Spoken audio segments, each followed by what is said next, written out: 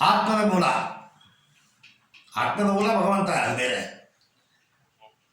ನಮ್ಮ ದೇಹದೊಳಗಡೆ ಆತ್ಮ ಇದೆ ಅಂದರೆ ಅದರ ಮೂಲ ಯಾವುದು? ಡೈಲಿ ಹೋಗಿ ಬಾವಿನಲ್ಲಿ 1 ಲೀಟರ್ ನೀರು ಕುಡ್ಕೊಂಡ್ಬರ್ತೀವ, ಅದು ಮೂಲವಾ?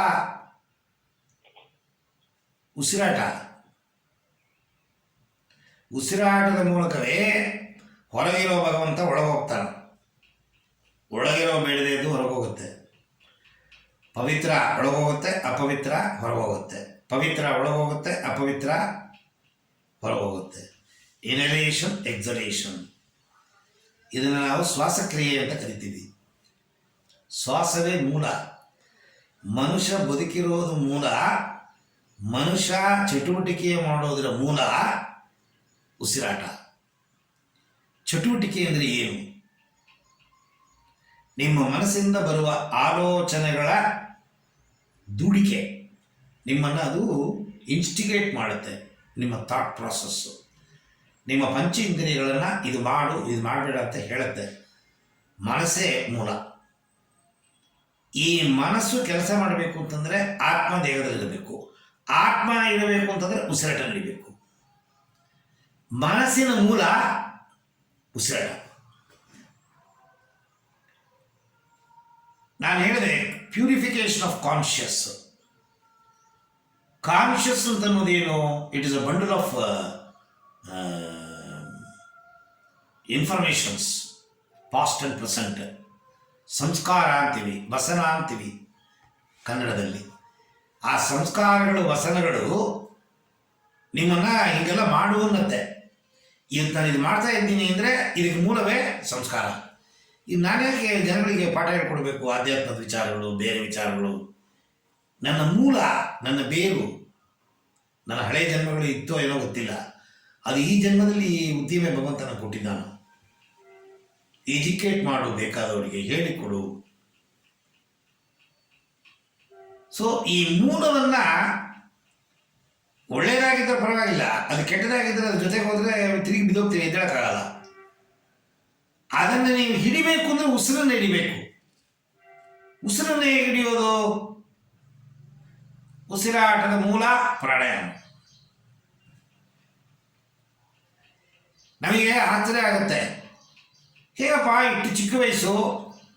ನಾನು ಮೆಡ್ರಾಸಲ್ಲಿ ನಮ್ಮ ಹುಡುಗ ಚಿಕ್ಕವನು ಬ್ರಹ್ಮಚಾರಿಯಾಗಿ ಸೇರಿಕೊಂಡ. ಸಂಸಾರ ತೊರೆದು ಸನ್ಯಾಸಿ ಆಗೋಕ್ಕೆ.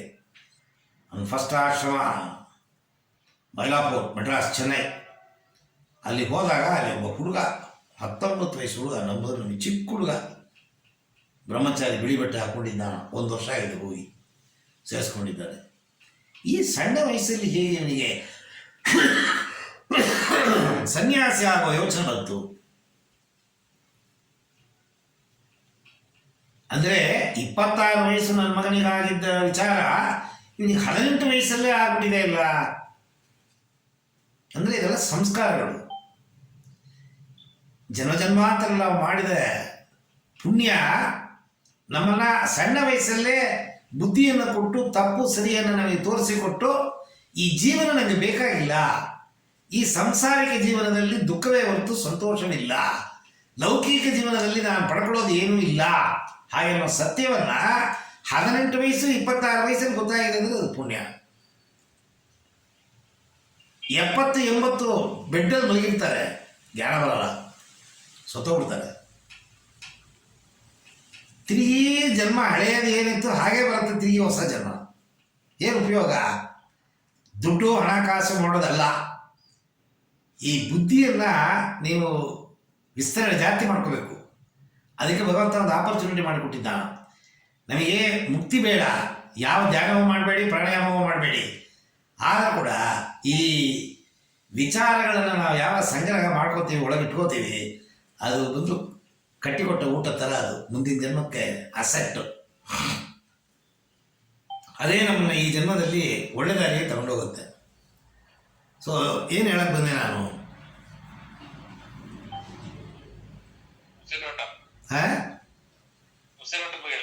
ಉಸಿರಾಟ.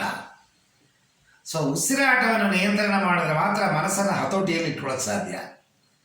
ಉಸಿರಾಟವನ್ನು ನಿಯಂತ್ರಣ ಮಾಡಿದ್ರೆ ಮಾತ್ರ ಪಂಚ ಇಂದ್ರಿಯಗಳಿಗೆ ಕಡಿವಾಳ. ಪಂಚ ಇಂದ್ರಿಯದ ಮೂಲವೇ ಕಡಿವಾಳವೇ ಉಸಿರಾಟ.